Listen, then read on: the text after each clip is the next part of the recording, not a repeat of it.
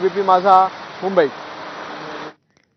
तर मुंबईतल्या पावसाचे अपडेट्स तुमच्यापर्यंत पोहोचवत राहू। पुढची बातमी पाहूया।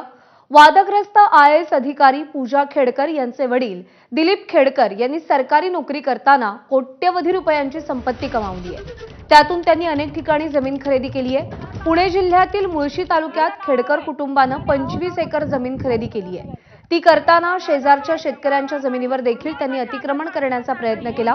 या शेतकऱ्यांनी जेव्हा या गोष्टीला विरोध केला तेव्हा पूजा खेडकर यांच्या आई मनोरमा खेडकर या बाउन्सर घेऊन तिथं पोहोचल्या आणि त्यांनी हातात पिस्तूल घेऊन या शेतकऱ्यांना धमकावलं।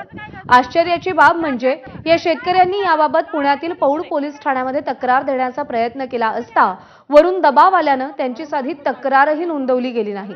त्यामुळे या खेडकर कुटुंबाला नक्की कुणाचा पाठिंबा आहे, त्यांच्या डोक्यावर कुणाचा वरद हस्त आहे, हा प्रश्न उपस्थित होतो। कायदेशीर करतोय ना मॅडम आपण सुशिक्षित लोक आहोत। मंदार गोंजारी आपले प्रतिनिधी आपल्याला या सगळ्या संदर्भात अधिक अपडेट देतील। मंदार, या खेडकर कुटुंबात